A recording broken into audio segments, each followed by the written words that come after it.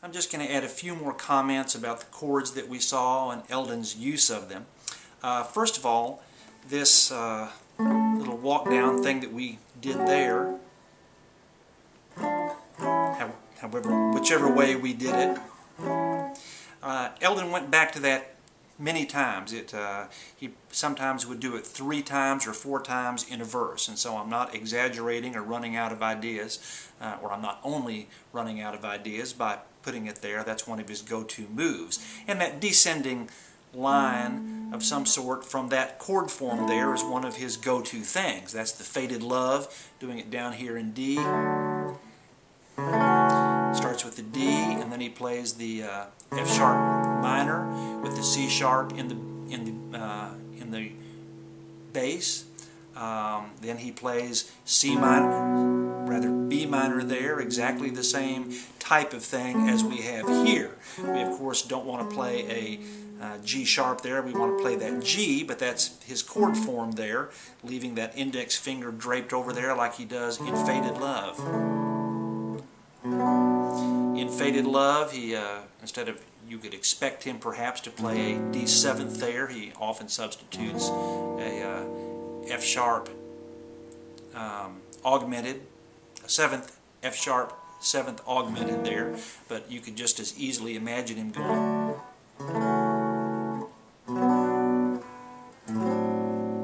same thing.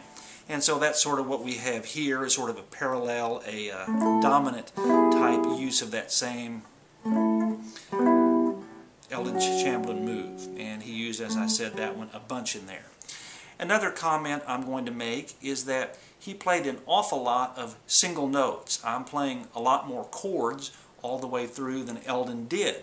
It seemed like he would grab or hold a chord form, but he was just playing single notes a great deal of the time, keeping his pick very close to the strings and obviously not strumming all the way down, doing some strums, mind you, and some arpeggios and some held chords, but an awful lot of single notes. At the beginning of the tune there, for example,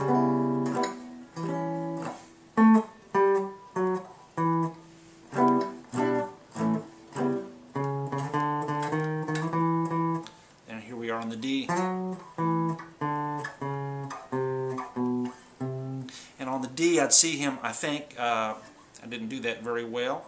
Where's our D? Yeah.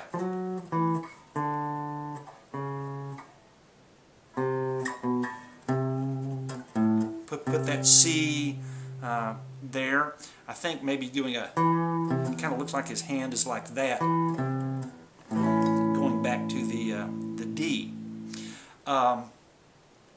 And he walked most of the time on the D rather than playing chords. There was one time on one of the choruses where his fingers were jumping around there, around that 3rd fret on the D chord, and so that's sort of my interpretation of what he was doing there.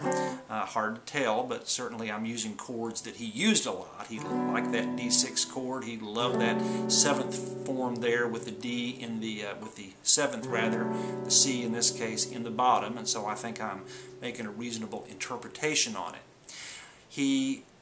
Another move we looked at when we walked up from our A up to the D here, we used that,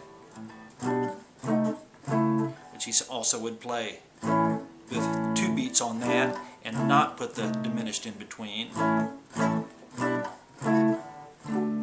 He would do that same thing on a D chord as well. He was not adverse to using a plain old D, and his move on that would be D, A minor, F sharp diminished, and then wind up with the D with the 3rd in the bottom like that, or winding up on that D9th with that same 3rd in the bottom. So,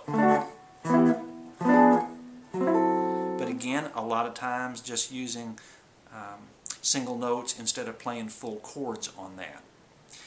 Another comment that I would make, and he would use on the D9th chord, on the D chord, he would use that 9th just like he used it on the E there that I showed you.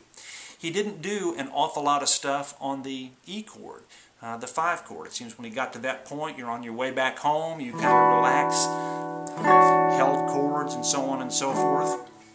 and so he didn't do as much moving around or as much shtick on the E chord. Eldon was very fond of the 6-9 chord. That is this chord here that I'm showing you, which would be the 4th fret on the D and G strings, and the 5th fret on the B and E strings.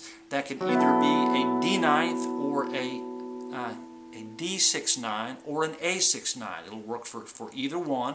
If you add one more string to it, get that C sharp note, then it's a fuller sounding A6-9.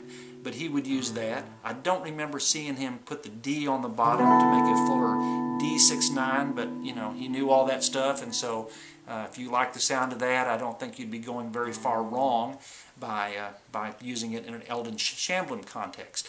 And so, for example, on the stops verse, I've tried everything, baby, to get along with you. He'd be going and playing the A up here, and the same thing with the D, using that. And in fact, for the end of the stops verse, that's what Eldon would play. I'm going to show you that here in the next little segment. Eldon would play, except he would play it up here.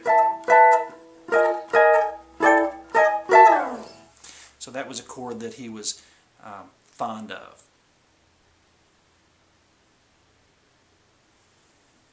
And I guess those are my only little additional observations about it, except to say that he used every chord form you could do. I'll add one more here.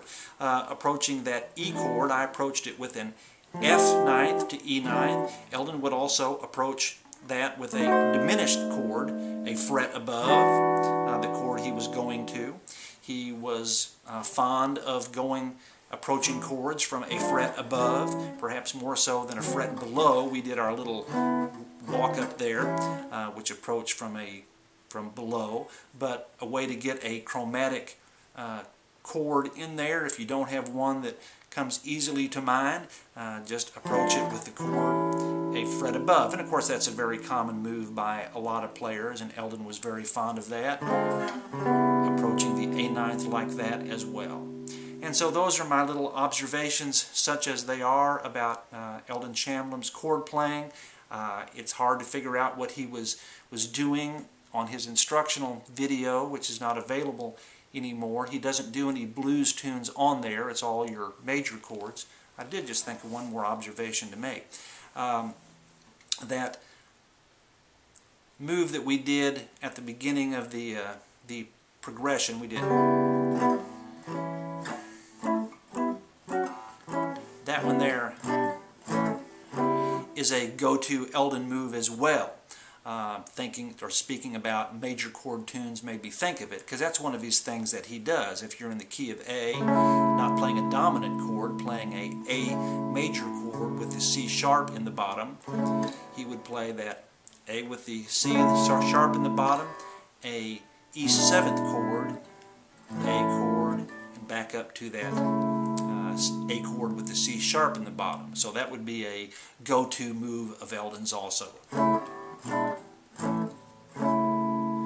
Here is what we looked at. It was the related one in the dominant style with the A9th, the G, A, and back up to the 9th. And so I would say that's another move that you see in a lot of Eldon's stuff. And so that, I think, unless I think of something before I turn off the recorder, those are my little observations about what insights you might get into Eldon's playing through this little lesson on Milk Cow Blues.